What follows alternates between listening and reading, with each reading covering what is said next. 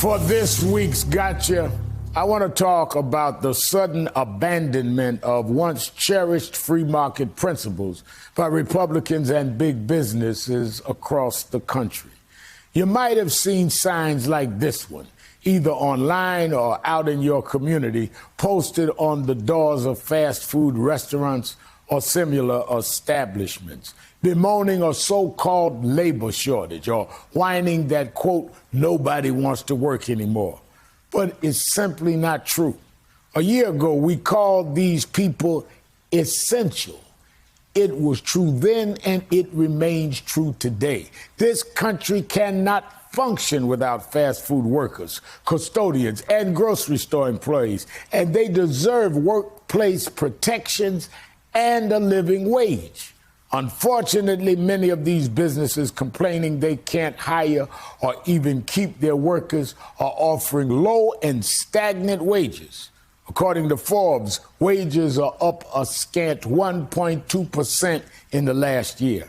And so the free market has spoken.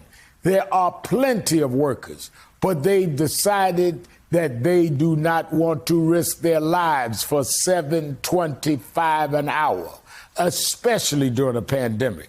Of course, some Republicans are howling about this, whining about the so-called laziness of low-wage workers, many of whom are black and brown, who strategically withholding their labor. But those same Republicans have had their chance to improve workers' lives, and without fail, they have moved in the opposite direction. The GOP consistently blocks any increase to the minimum wage, which has remained unchanged for over a decade.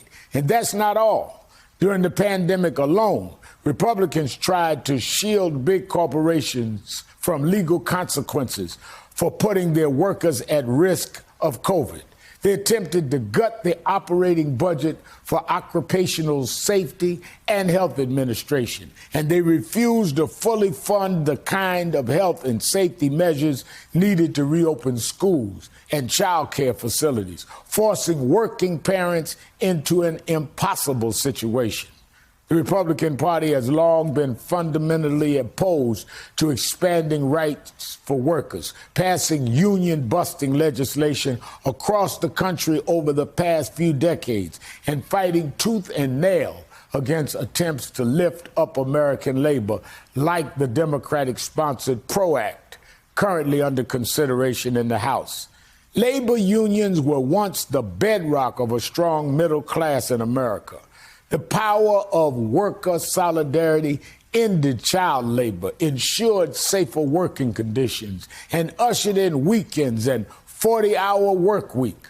The Republican attempt to dismantle the collective power of American labor and the American labor movement have been decades long in that crusade.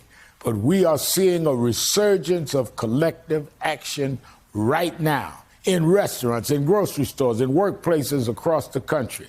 I stand with underpaid essential employees in their fight for fair working conditions, and the vast majority of Americans do too. So to Republicans and giant corporations maligning the American worker, these people put their lives at risk over the last 14 months to keep this country fed, informed, and cared for. And now you have the audacity to call them lazy for demanding safe workspaces and fair wages? Well, unfortunately for you, the free market has spoken and said what I say. I got you. Hey, thanks for watching our YouTube channel. You should know that you can follow today's top stories and breaking news and catch up on your favorite MSNBC shows all in one place. Download the NBC News app today.